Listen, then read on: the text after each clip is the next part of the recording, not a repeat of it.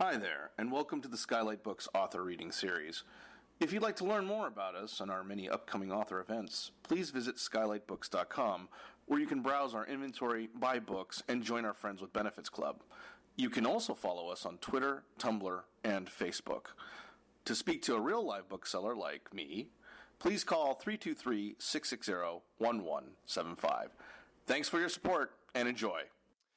Author Mia Alvar writes of The Body Papers, "The Body Papers is an extraordinary portrait of the artist as survivor. From a legacy of trauma and secrecy spanning oceans and generations, Grace Talusan has crafted a wise, lucid, and big-hearted stand against silence.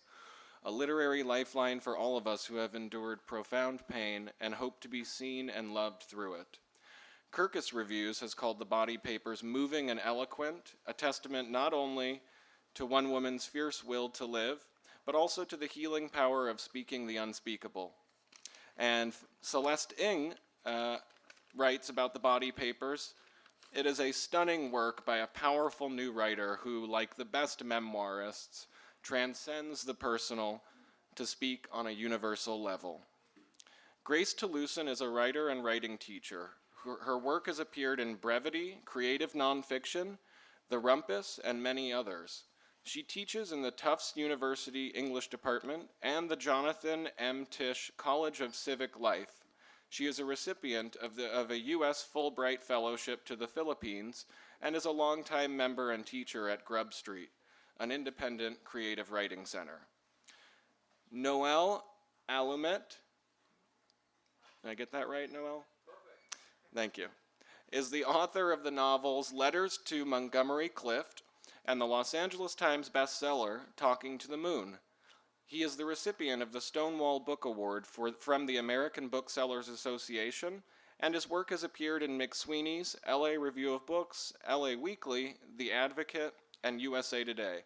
And Noel is also a big part of the Skylight family here. He's been hosting events here for years, very long time, and he's just a great, wonderful person. So we're very fortunate to have these two incredibly talented authors here with us today. Please join me in welcoming Grace Talusan and Noel Alumit.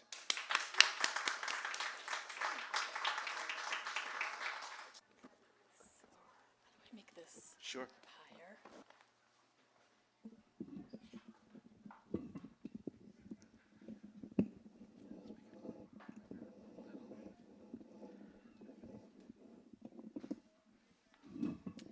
Thanks. Hi. Thank you, Skylight Books. Thank you, Noel. I was going to call you Alumit. And what I'm going to do is read from a couple of short sections from The Body Papers, and then we'll be in conversation. Okay. Every day in Manila, something upsets my expectations, which is a feeble way of saying what I fear makes me ungrateful, ugly, and so American. Every day here, I am offended. I am appalled by the rotting inequality, greed, corruption, and lawlessness. I worry for the men working construction in the dozens of buildings being erected in the area I'm living in, whose daily income would just about cover the cost of my morning Starbucks. On my way to get coffee one morning, I pass a commotion at the building site 2 blocks from my condo. A group of men had fallen from the bamboo scaffolding several stories up, and 2 of them died. Of course, unfair labor practices exist in the US, but now that I'm living in this overcrowded city of 10 million, it's harder to look away from the bodies at my feet. We feel their presence above us as we walk from our condo to a restaurant or to the gym. My friend Joanne, a poet, writes a poem called The Ghost Workers, about these men who would not be allowed to enter the buildings they make. Once done, the workers who swung from one window to the next will be invisible to wealthy Westerners who live here. As long as the skyscrapers shine, as long as the rebar vanishes beneath a patina of glossy stone. Anyone looking for an emblem of globalization, that grandchild of empire, should look to those who fall to their deaths to strengthen its foundation. In Manila, people don't know what to make of me. I appear to be Filipino, but the way I move and speak and stand blurs easy identification. Strangers often ask me a series of questions to try and pin me down. Where are you from? What is your family name? Do you speak our language? Because we have so much time to kill in traffic, taxi drivers ask over and over again the most painful question: how many children do you have? I implore the driver to let me sit in the front passenger seat because it's the only way to distract my anxious mind from panicking in the interminable traffic. The air conditioner vent blows cold air in my face, and I don't feel as cramped as when I'm in the back seat. The driver begrudgingly moves his stuff to the floor, and I feel I owe him a conversation. We sit so closely that sometimes our arm hairs brush against each other. Within moments, the windshield and windows obscured by laminated licenses and authorizations swinging from their hooks, the driver asks if I have children. Every single time, I consider lying to shut the exchange down. But lately, I've used these moments to gauge how I'm feeling about my new reality. Should I reveal to this stranger what's been taken from my body? I practice speaking without letting my voice crack.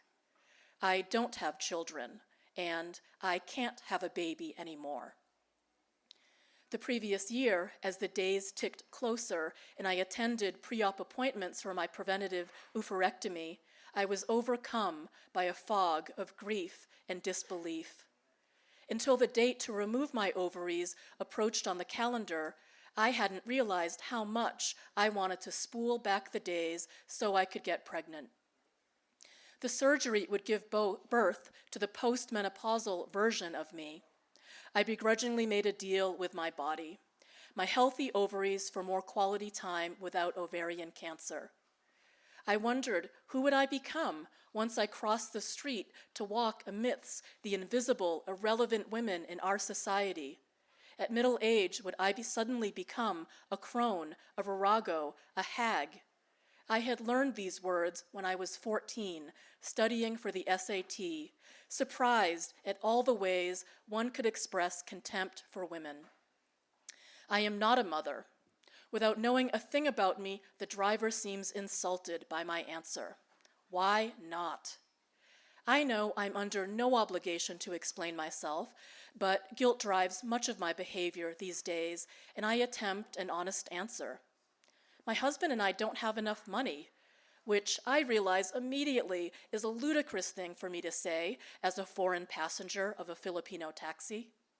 What else could motivate someone to spend 24-hour shifts in the most challenging traffic conditions on the planet than the faces of the loved ones they are feeding with the fares?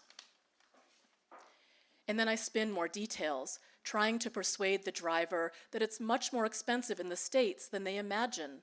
It's because my husband and I work so much, because we don't have time, because families in the US can't rely on the same web of connections, because we're still paying off our student loans, because it's impossible for us to own a home in Boston, on and on.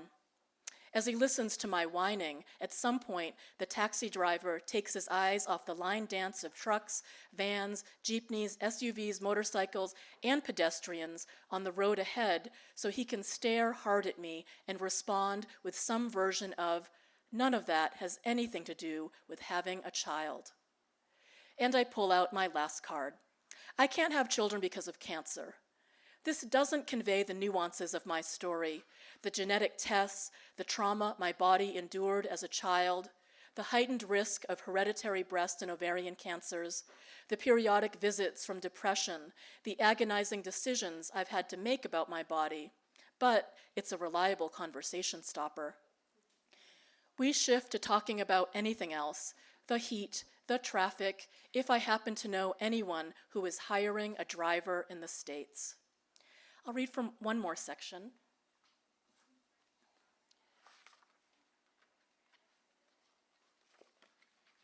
So my family and I immigrated to the US when I was 2 years old.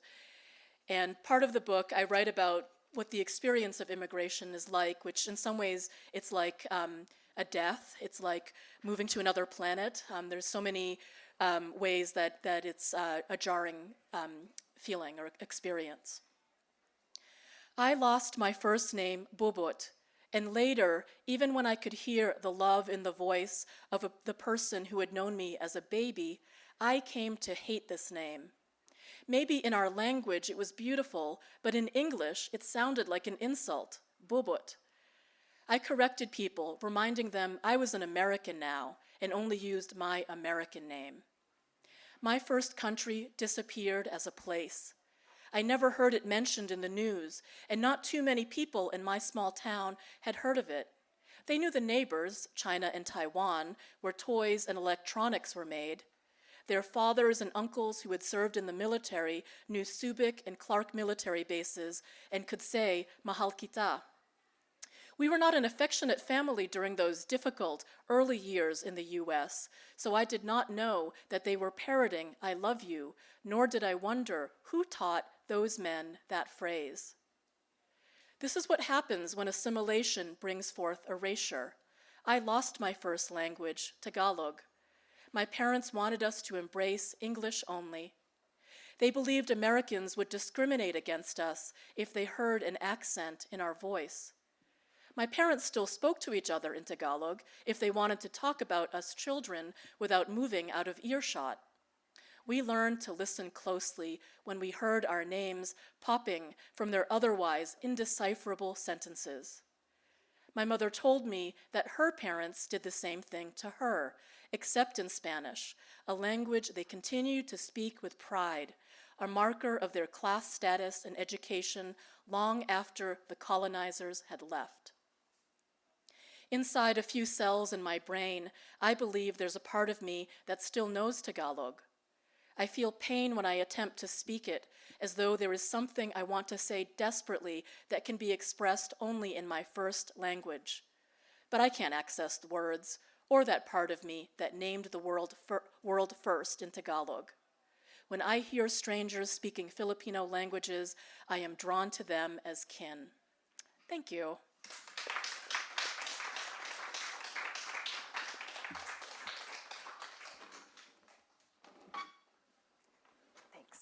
That's good. Very good. Yeah, thank you. Well, thank you very much, Grace, for your work.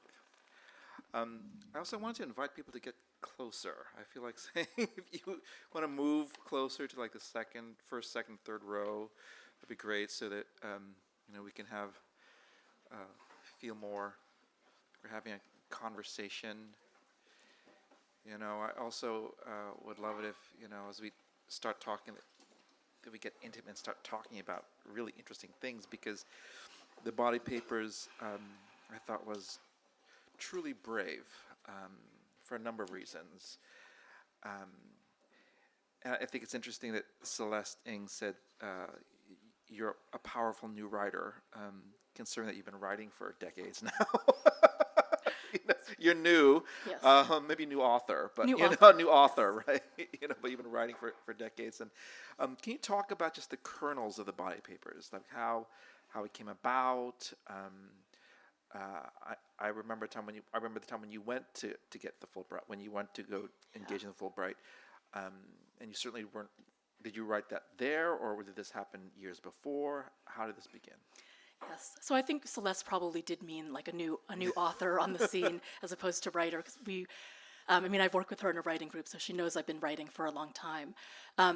But the kernel of the body papers was actually here in California. I went to UC Irvine for my MFA, and I wrote pieces of this that became my thesis in fiction. So I've always been interested in writing about my family, and I was in a program for fiction, so it was a very loosely autobiographical novel that I turned in as my thesis for UC Irvine.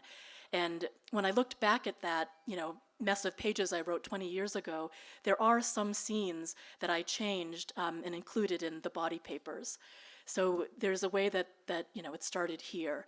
But I never thought that I was writing a memoir. I never thought that I was writing a book that became the body papers. What I was doing is I was working on fiction, and then writing essays on the side to like do something else. Like, as you know, as a novelist, when you work on a novel, it can be like many years without publishing anything from it. And so I would work on these essays kind of on the side, and they came really easy. They were fun to write. I don't mean that they were happy fun, but it was like really engaging for me to be working on them. And I also published them quite easily, some of them pretty easily as well. And at one point, I was in the Philippines on the Fulbright with my friend Joanne. I read that poem from her, "The Ghost Workers," and she said, I was complaining. I was like, "Oh, I'm never going to publish a book. Like, it's been like 20 years since I graduated from grad school. It's like, it's not going to happen." And she said, "Why don't you collect your essays the way that poets collect poems and put them in a collection and send them out to contests the same as poets do?" And I did. I sat with her, put it together in like an hour, sent it out, and didn't think about it again. And then I got these emails back about 3 or 6 months later that said the work was a finalist or honorable mention for various contests. And that's when I took it seriously. And I thought, oh, there might be something here. And then I did work on it.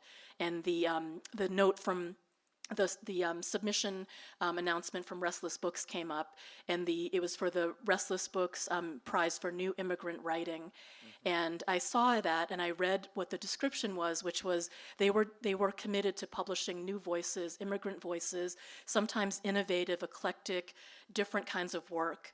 And I thought, that's me. Like, that's exactly me. Wouldn't it be great if I won?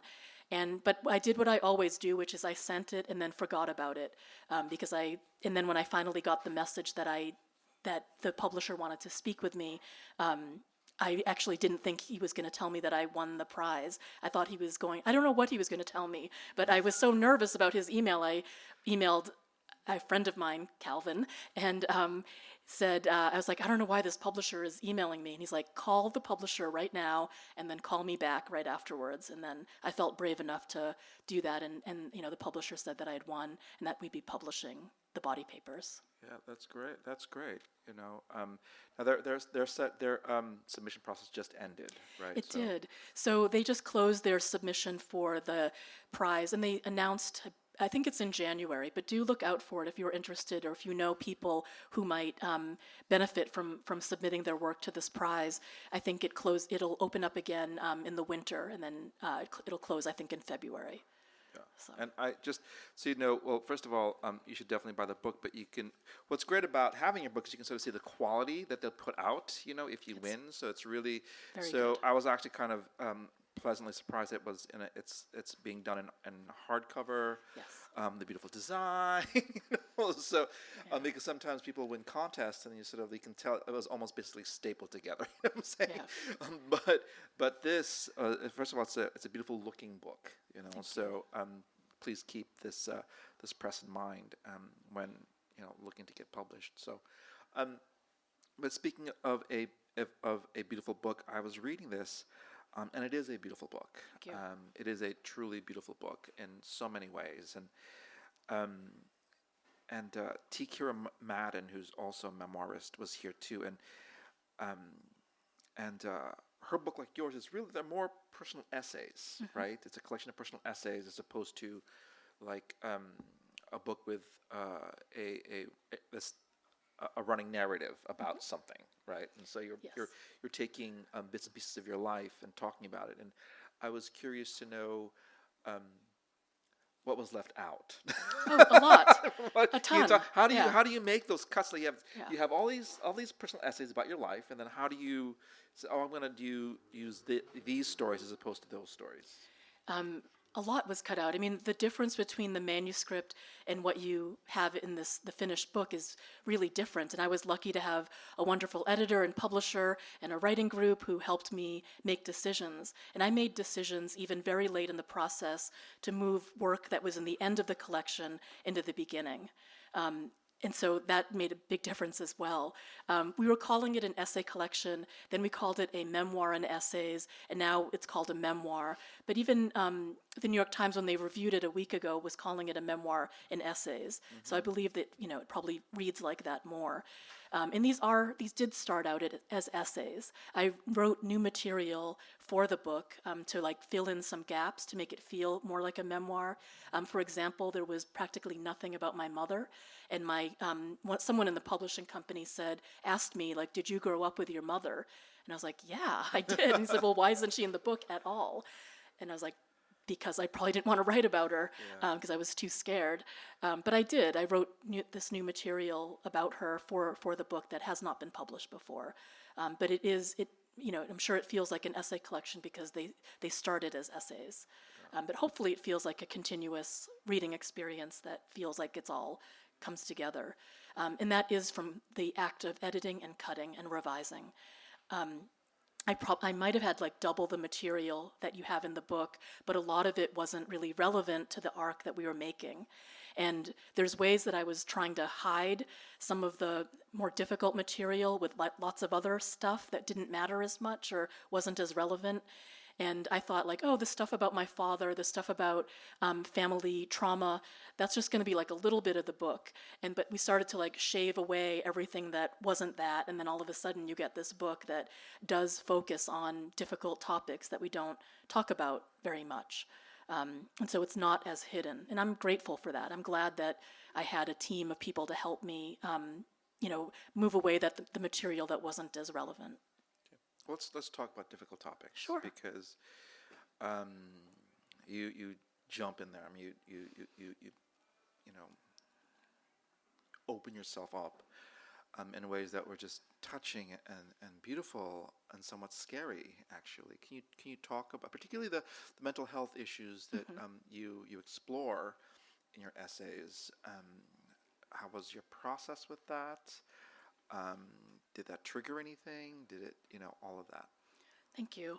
Well, I've been teaching college students, undergraduates, for I think 15 years or so now, and I teach really small classes, only 12 usually, and 2 of those students died by suicide over the 10 or 15 years that I was teaching. And so I felt really strongly about coming out, I guess, with my own issues with mental health and depression, including when I was in college. I was in the counseling services twice a week. Like I had a standing, twice a week appointment there. And I am very open with my students about that because I wanted them, I know I'm in a position of power as their professor, and for them to see that I've struggled with mental health issues as a college student, maybe that would be helpful. And so with that practice of talking about it in my class situations, I think I felt more comfortable being even more public with these things. Because I think by not talking about it, we stigmatize mental health, and there's no need to. It's like diabetes, asthma, like cancer, all these issues, medical issues that people struggle with. Why should that be, more acceptable than depression or anxiety or, any other kind of mental health issue, OCD, that people struggle with? They should get treatment. They should be respected in the community. They shouldn't be afraid they're going to lose their job or friends or anything. These are illnesses that can be deadly. Right. So I took it very seriously, and I felt, strongly about, being open myself that I struggle with these things. And I probably was all in a place where I could talk about it. Like I've done like enough work and tried to find the things that would make my life more livable, and I wasn't like actively struggling with these issues. So that also was why I was able to write about it. I was writing about it from a place of like strength, I think. Well, and that really comes through in the book. And I want to make this clear, because sometimes when we talk about difficult subjects like mental health, suicidal thoughts, anxiety, people think, oh, I don't know if I want to read that. And I'm thinking, actually, you handle it in such a way. Well, first of all, it's highly accessible. There's a lot of compassion when you're writing about this, which leads to this question about being open in your writing. How does I'm asking this question as I struggle with it myself, but how do you be as honest as possible on the page? I think I mean, I wrote these essays over 10 years, and I was kind of thinking I was just writing to myself. Even though it's like some of them I published pretty easily, some of them I didn't.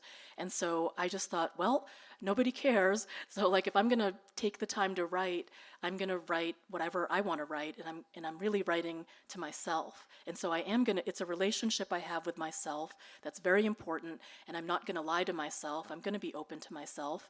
And that's really what did it, is I had psychological privacy. I didn't think about readers or critics so much when I was putting it down. Later when I was revising and developing, like I did show it to people. And actually some of the material there, I recall showing it for the first time to my writing group, and Chip, who's in my writing group, is here. And I was really scared that day. Like I had sent it to them 2 weeks before, and I was coming into writing group, and I was thinking, okay, they're not going to want to be my friends anymore, because now they know the truth about me. They know like the things I struggle with, and I was really scared. But then they gave me this experience that they were so accepting and loving and were such champions for me that I realized it's not the thing I think in my head about what will happen if I'm honest about my experiences is not actually what's going to happen. Most times, if you're with the right people, like they will accept you and be proud of you and all that. Can we talk about, I guess, being with the right people?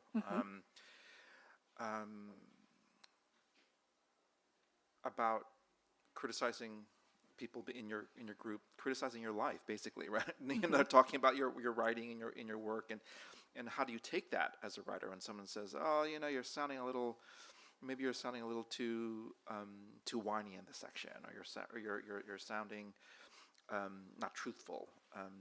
As a writer, as an artist, how do you take that kind of criticism and use it, if at all? I mean, in my particular writing group, I think we have a level of trust and friendship with each other that the ways we speak to each other, I think we're glad for it, like for any hard criticism, because we know that it comes from a place of like wanting the work to be the best it can be. And if I think back to like any interactions we've had in the group, I can't think of like a time when it's been negative, when people have like reacted poorly to what's been said, because I think all of us are in there because we really want, to be better and to develop our work. And it's, and we can put away our ego or that part of us that gets hurt. Although I don't notice that people, get hurt very much in the writing group either. And we've done really well. There's 11 of us, and I think 9 of us have books, and 6 of them are out this year. It's an incredible group. Well, that's a very successful group. Yes, and I think this approach of coming at each other with support and love and friendship and rigor is part of that, to help each other succeed and get the best work that we can out there. But it comes from trust. Sure. Speaking of people responding, can we talk about how your family has responded? I know your sister's here. I might want to ask you. So what did you think? No. Catch you off guard. Honestly, I haven't read the book yet. Yes, she hasn't, yeah. Lots of what everything she says is true. Okay. So my family, I've been preparing my family for years. As soon as I found out that I won the award, I talked with each of my family members. I have 2 parents who are living, and then there's 4 siblings. And I talked with all of them, and I said, look, I'm publishing a memoir about my life, our family life, and there are things, I told them what would be in it, and, how did you feel about it? And they said, most of them, I think all of them, said some version of, we've been reading your work for 20 years, like we know who you are, what you write about, we trust you, and we trust how you're going to treat the different situations in our family life. I also made choices to preserve their privacy by changing names. I don't have any photos of anybody beyond adolescence, except for my father, who I asked permission from him if his image could be in the book. So it was a process of asking permission. And I know as a writer, you don't need to do that, of course, right? You don't need to ask permission of anybody. But I want to be in a relationship with my family, and it is about our lives together. So I felt like I did want to be in conversation with them and talk with them about it. And I think I was most nervous about my mother because she hadn't read the material in the book that tells stories that don't make her look very good. And I was really nervous about it. And they didn't. Nobody wanted to read it in galleys. I said, okay, I'll show you the manuscript like a year before, because I figured like they'd have a year to process it. If they were going to get mad at me, they could get mad at me like several months before. And then the galleys came in November. We were going to publish in April, and I said, okay, here's the galley. Like, read the galley, and that way you can like talk with your therapist about it or whatever before it's publication time. But nobody wanted it. They wanted the final finished version, the green cover. Wow. And so they waited, and they read it. They ordered their books, online, and they got their books in the mail, and they read them. Or, Mary's the only one who hasn't read the book. It's fine. She's busy. She's still teaching. That's why. Like they've been great. I've had like hour-long conversations with family members, and they're crying, and we're talking on the phone because we live all over the country. And they lived through these stories, and they know these stories in the book, and yet they said I did something with them that was beyond the retelling, and that was really meaningful to me. I've also had some relatives disclose, like, I always thought I was the only one who had this horrible thing happen by my grandfather. And then some family members have been contacting us to disclose and say the same exact thing, same scenario, everything happened. And I knew I wasn't the only one because that is not the, MO of, pedophiles. But I was the only one who came out and said anything, and so I just thought I'd be alone in that for the rest of my life. But the book has opened up an opportunity for people to tell me that the same exact thing happened, and this is exactly what they recognize. So that's been, if that helps them get help, then I think that's great. When I was reading this, I do have to say I felt incredibly proud of you. Oh, I felt thank you. incredibly proud because you opened up a vein, and when I was starting writing, my mother said to me, "Don't write anything bad about Filipinos." That's what she said. Don't write anything bad. It was like this really, and of course I've written bad. I don't think bad things about it. I just wrote real things about Filipinos, and some of them had negative consequences about that. But I just remember that she was like, and she had this scowl on her face, like, we can't say anything bad about our community. Like, you're not supposed to say anything bad about our community. Yeah. Can you talk about, did you experience that, or did you grow up with that? I understand it because we have very little representation in popular culture and in literature. So if there's very little representation, I don't mean to represent anybody with the book, just myself. But if there's very little of it, then the danger is that people are going to think lots of Filipino families are like this. And I was aware of that. I'm aware of Lois Ann Yamanaka's Blues Hanging, which was a book that I actually very much loved when I read it. And there was a lot of backlash about one minor character who was a pedophile. And that was, it took me 20 years to publish a book. Like, I've thought about these things for a long time, about what I was going to write about, what was I was going to put into the world about our community. And I thought it was time. The Me Too movement actually was helpful for me too, because I thought that, like, wow, it's all these people saying what's happened to them. It's like building this culture where you can speak up about this and you're not so alone, and there's actually solidarity and strength in telling your story.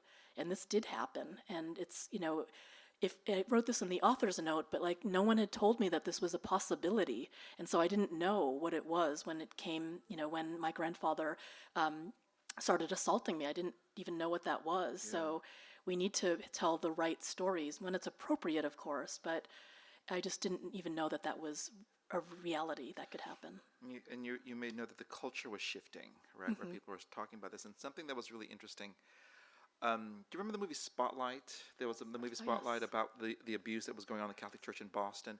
And it's interesting because I went to see that with my mother, and when we first moved to the United States, we moved to Boston, and I turned to like, oh, thank God, Mom, we left Boston, because I could have easily been one of those kids. And I was reading, like, you grew up there. You were in the midst of this, and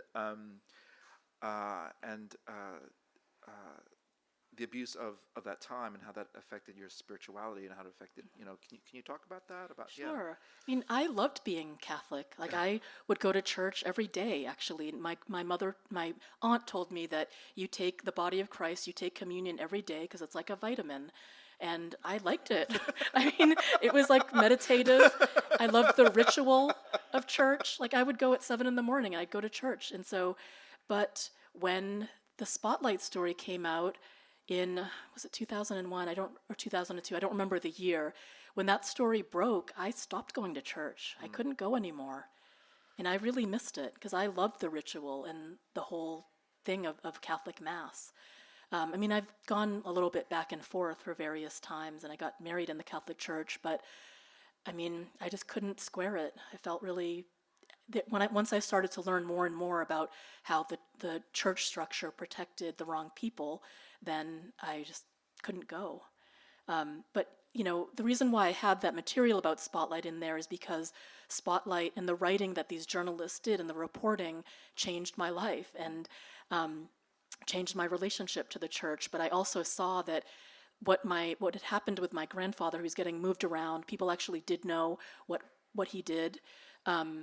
That's the same thing that what the Catholic Church did. They did the same thing. They moved people around. Like either there's a fundamental misunderstanding of how this disease works, or this kind of predatory behavior works, or I don't know what they thought, but it was very similar. So I saw the resonances in a family situation as in a larger, like societal church situation. So that's why I wanted to put the two together. It wasn't that my family was so strange. It's actually very common, and it's this behavior to move somebody around as if they would stop doing that is, you know, horrible, but that's what people think they should do, or what they thought they should do. The book has been out since when? It's been April 9. April, so it just came out. Yeah. Yeah. So something, also when I was reading this, because I've seen this, as Kaveh said, I've been hosting events here since 2000, and I've introduced many writers, had many conversations with them, and when they put out a book like this, talking about very personal, intimate issues, then you start attracting people who experience that, and you start. I don't want to say I won't say you almost build a following of wounded people. Well, you end up having a following of wounded people who want to talk to you about their life. And even though they'd written the book 10 years before, people just discovered it, and so they're just, And I was curious, are you prepared for that? Are you prepared for that kind of appreciation for your work? That, oh my God, that happened to me too. Can we talk about this? Yeah. As you're shopping in the supermarket. Well, I don't think I'm going to be that recognizable. But my friend who's also in my writing group, Alex Marzano-Lesnevich, wrote a book called The Fact of a Body. And they told me that they had this experience of receiving emails and almost every day of folks who are telling and disclosing their stories. So Alex published their book first and gave me some lead time, like a couple of years, to think about how I would respond and react. And so so far I have gotten some emails, and not a lot, not the level that Alex was getting. And I thank people for sharing with me, and then invite them to, I'm not a therapist, I don't have the resources to do that, but there are really wonderful resources like RAIN that I send people to. But I understand it. I'm a lifelong reader, and I would read something, and sometimes I'd look a person up and then be really sad to learn that they had died 5 years ago or something. Like, I get it. Like, there's something that I've put out, and therefore someone wants to, send something back my way. So that's okay. Like, I understand that impulse and that desire to be recognized and seen. So far it's been manageable, and I've talked to people about how I might deal with that, but it's no big deal right now. It's not happening a lot. Okay. Yeah.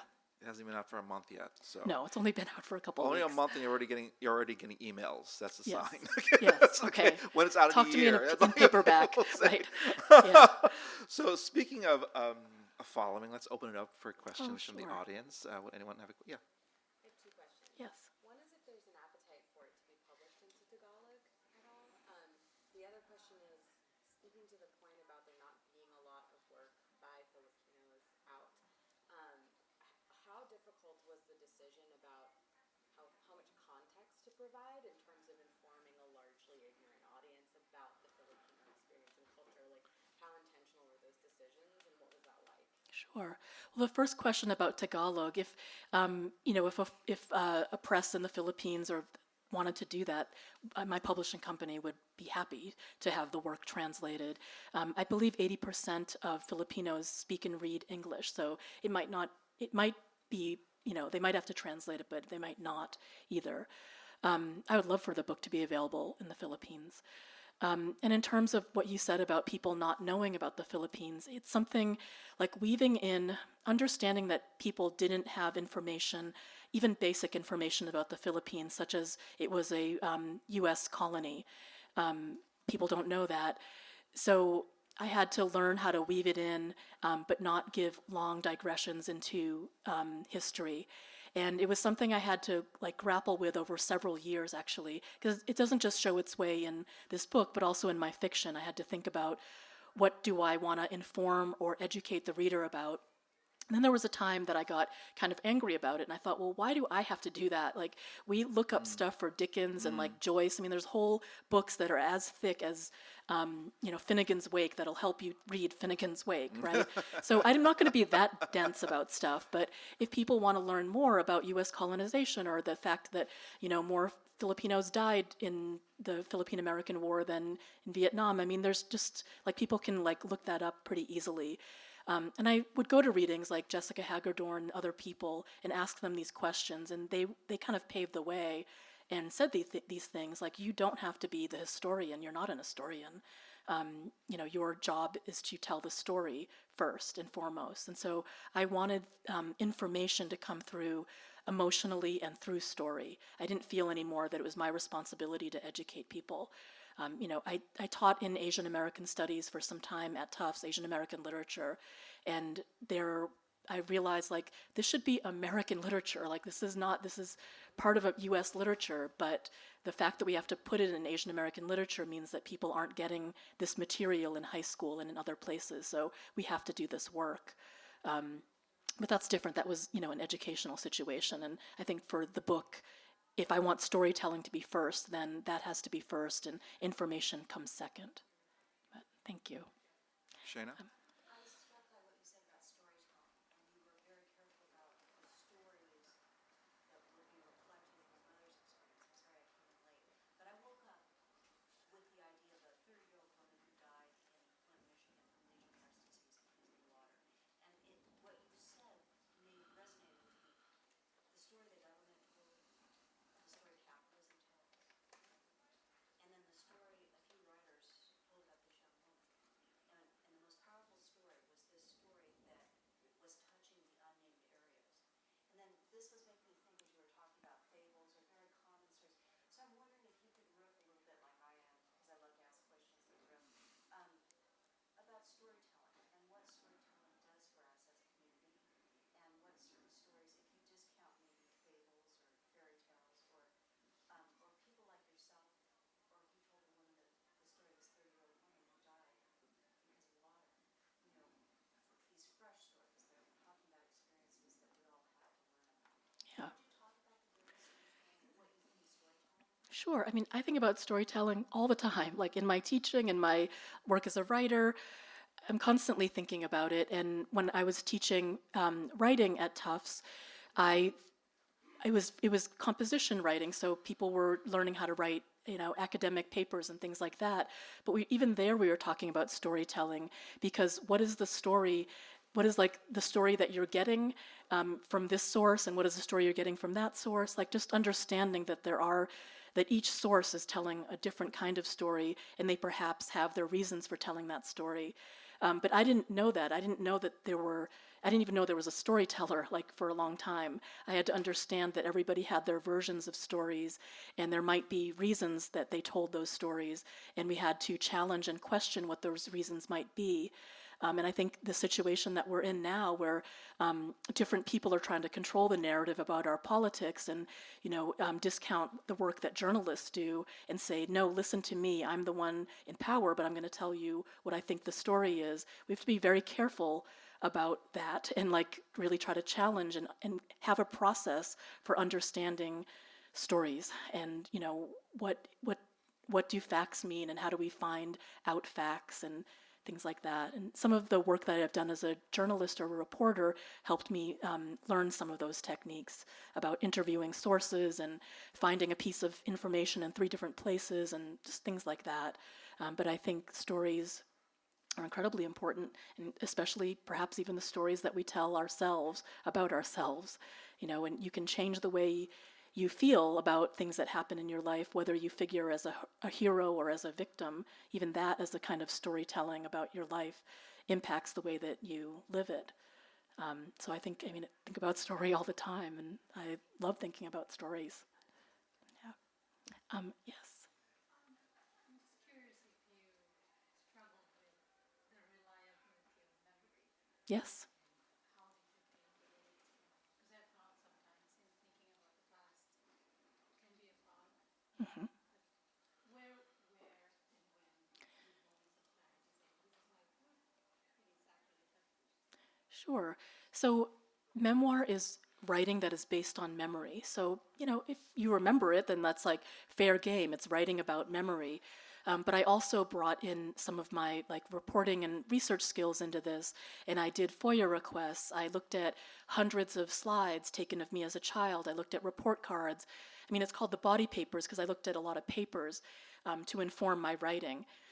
And some of the facts were wrong. Like, my parents told me my whole life that I came to this country when I was 3 years old, and I did a FOIA request on myself, and I did the math, and I was like, no, we didn't arrive here when I was 3 years old in the winter.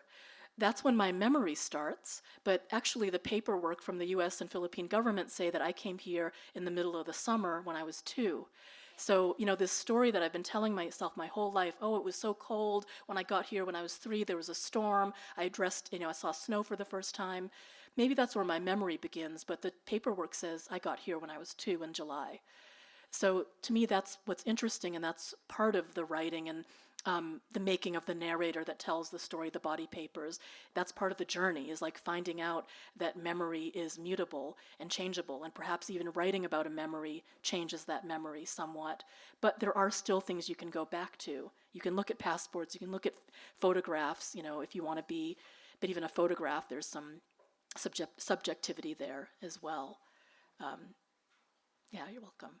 Hi, in the back. How different was it being a teacher writing from being a member of a writers group and getting the insight? Was it more opening up to different parts of the content, or was it more finding the narrative structure that the group helped you? Both.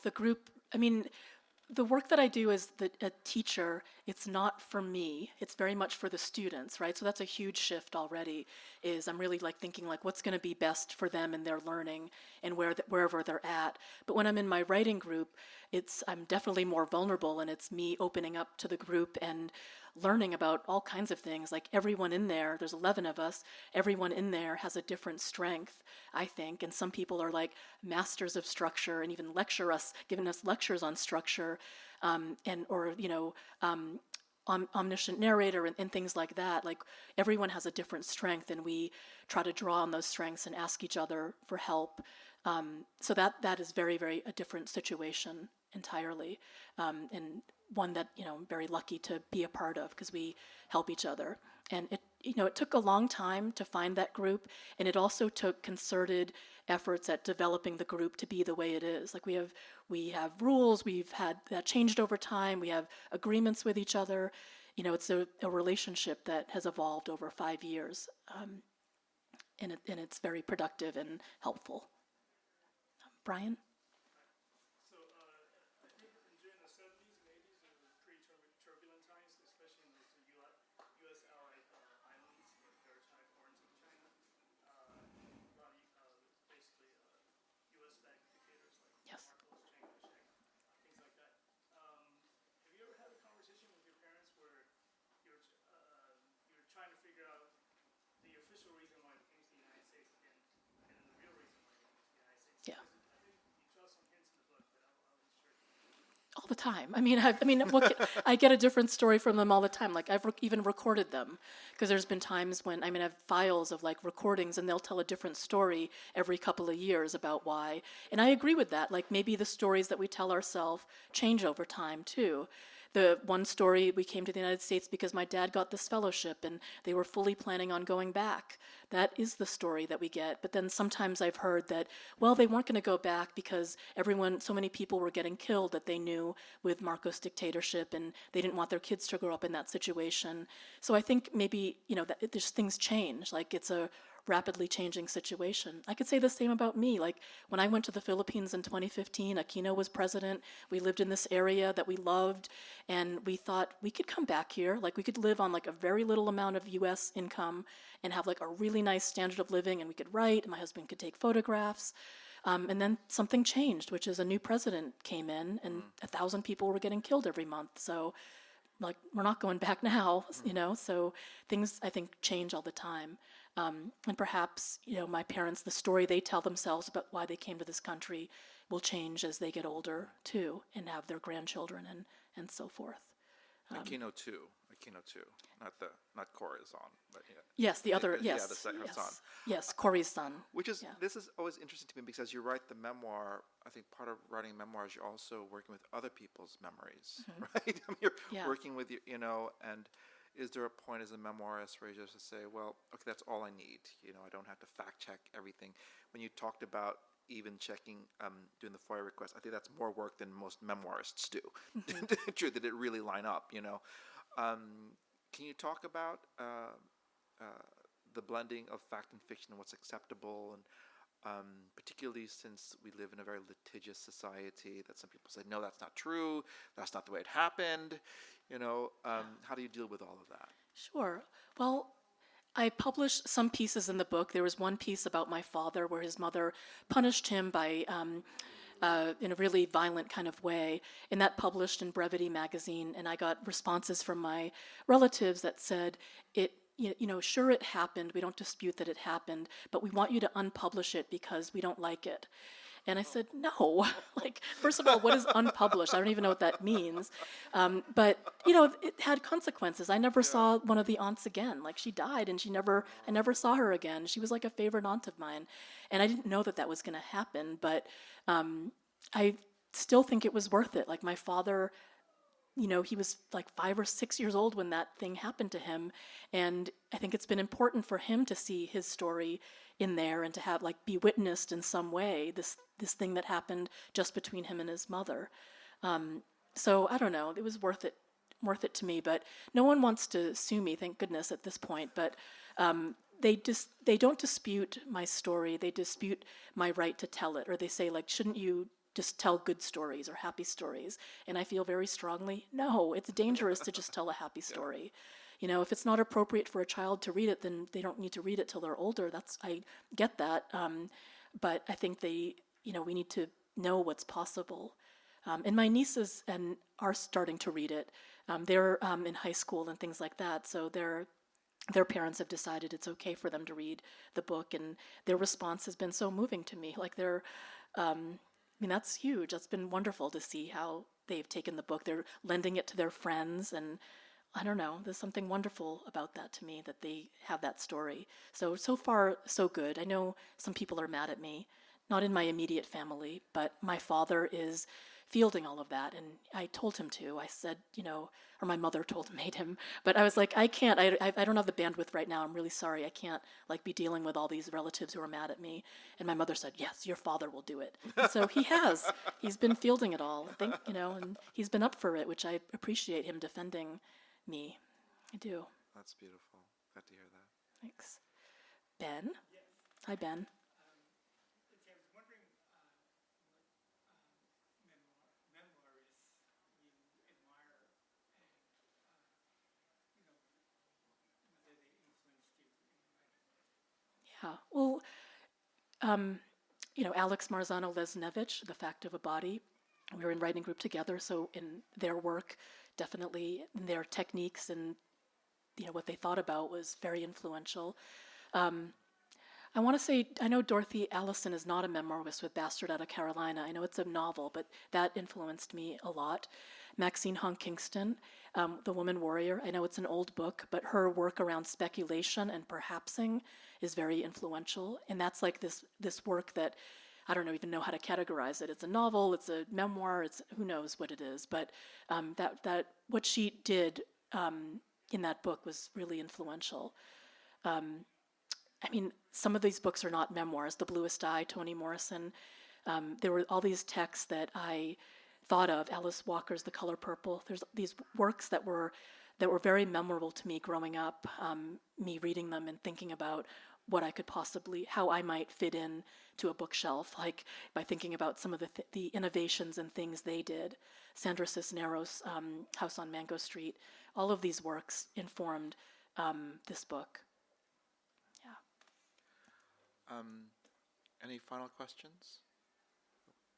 I will say, if anyone ever asks me, if they says, who are some of your favorite memoirs, I'm actually going to say Grace Talusan. Oh, actually. No, wow. seriously, I think that truly, when people say it, because first of all, I was trying to think about, I'm like, I was thinking, what other Filipino American memoirists do I know? And I don't have a book, but I've written memoiric things, but and I was thinking, gosh, there aren't that many people. I was thinking of Jose Antonio Vargas, who's the face, who's become the intellectual face of the undocumented movement. He's Filipino, but his work is, he talked about his personal life, but it's also an intellectual argument about why immigration policy needs to change. So it's not like, but this was really, you went deep. You went deep, you went down, you went higher, you went further. Yet at the same time, there was no self-pity in it. There was a lot of hope, I guess, in it too, which makes a book like this so uplifting. And that I hope that you continue to write memoirically, personal essayistically, so we can get more of your point of view in the world. So let's thank Grace for her wonderful work. Thank you, Noel. Thank you. Yeah, really. Who's one of your favorite? You've been listening to the Skylight Books author reading series. Don't forget, you can listen to this and all of our other great podcasts at skylightbooks.com. Thanks again for stopping by, and we hope to see you soon.